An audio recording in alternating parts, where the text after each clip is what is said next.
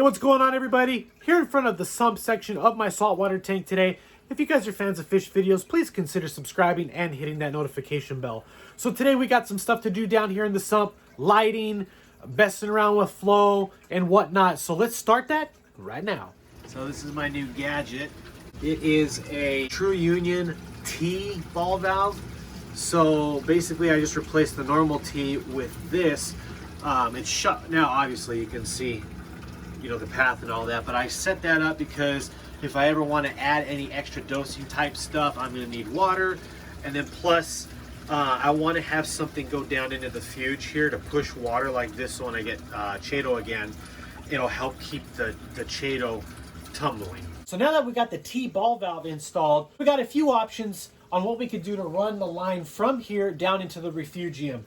So we could do a T that goes to a cap like this, so that I can always cut this off if I need to. And then obviously just get another piece. This guy will go here. And now if I ever want to run any kind of media or anything like that, I could just cut this and we'll be good to go. Or we could do something like this. So we got our downpipe, which I forgot to show on the last one. We got our ball valve. Then we got a 90-degree. And we could do the same thing. We could put this here, cut it down to size and all that stuff. So I'm kind of debating on what I should do. I'm kind of thinking the best bet's going to be the T-pipe with the capped end. So if I ever want to add on to this, I can easily do so. And then obviously we're going to trim this. Now another thing I got off of Amazon was this lock line kit. It's got the lock line right here with the spout and then the threaded adapter. We got that popped on right there. Same thing with this piece, it gets popped on right here. There we go, so we got this set. So the other option that we can do, which I think I'm going to do, I'm going to trim this down, then get a threaded coupler that we can screw this on right here, and then I can run and adjust this down into the refugium to work on creating a flow like this. That's the whole goal here, is I want to create a flow like this to keep that Chaeto tumbling. So check this out, everybody. I picked up the Tunaflora H80 by Kessil. It's a grow light for the refugium. I wanted to have something that had a little bit more spectrum and whatnot. But I opened it up and took a look at it a little bit earlier. This is a sweet looking setup. It's going to go again for the refugium. And I also got the gooseneck that goes with it so that we could get this guy mounted onto the sump. So let's do that. So here we got the gooseneck that is going to go over here onto the sump. We got the bracket here. So this is going to go and get screwed in onto the top here. So this is looks just like a bunch of hardware. What we got to do now is on the back here, there's these two screws. We need to get this guy mounted back here. All right, there we go. So we got that mounted onto the back of the Kessil. Now what we do is we screw this onto the mount. There we go. The next step is we need to go and mount this onto the sump. We got these little screws that'll go in place.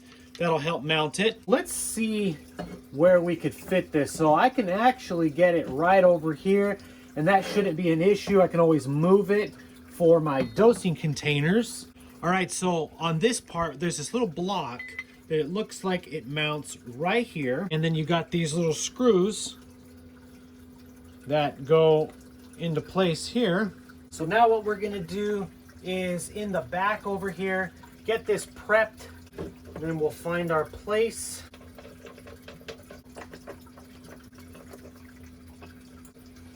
So we got that mounted over there, so the screw's in the back, and this block goes here, and you screw that down, and it pushes it up against here, and gets a nice seat so that it doesn't lean forward too bad. Now that we got the light mounted, what I want to do, obviously, is run the power cord along here so it looks nice and clean.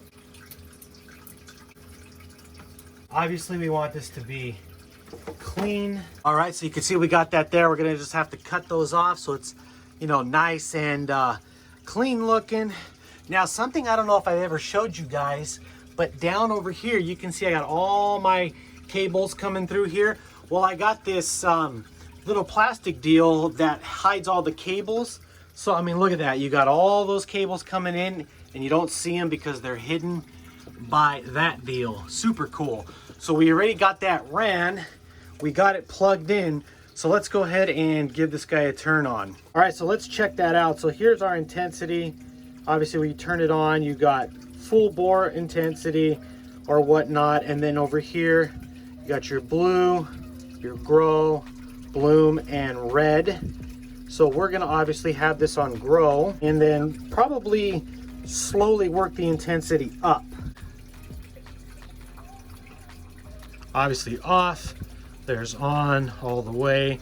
So we got good intensity on it. What I want to do though is absolutely get this guy to be closer to it, not too close, but closer. Now something, if your sump is a little bit thinner, definitely hold this here when you're messing with the gooseneck, just so you know, you don't bend your sump walls. So if we go, and that was just from my fingers hitting it and whatnot. So again, we'll hold that, come down, it'll bend into place. That's pretty good right there, I would say. Let's turn it on, because I want to limit this. I want to limit the spread as much as possible so we don't have too much algae growing in other places. Obviously, you can see over in here we got some light, so stuff's gonna happen, but that's pretty good. All right, everyone, so now that we got the Kessil mounted, we were working on this earlier to see what we could do to get some flow down in here for this Chaeto to tumble. Now, I did some messing around and I came up with this. So a 45 to the ball valve to a threaded coupler onto this lock line with the output, right? So we're gonna go ahead and shut this all the way. It's currently not glued, it's all just dry fitted. So I'm gonna show you exactly what we did.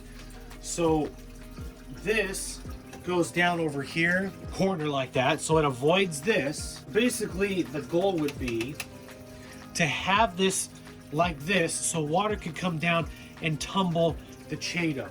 Now, like I said, I did test this before and it's gonna be fine. So now with this here, all I gotta do is flip it around like that, and it's all good. There it is, all set right there. So the issue that I'm going to have is with this extra water flow coming here, it's gonna mess with the height of the sump, which you can see I got my lines here and here. And that means I'm gonna have to mess with all of these to recalibrate it so it all flows right. But we're gonna show you anyway. So again, we got that twisted there, so we got the water flowing there and here. And let's just go ahead and turn this on so we can control how much flow. I mean, obviously you can see that, that's awesome. I mean, that makes a huge difference with flow.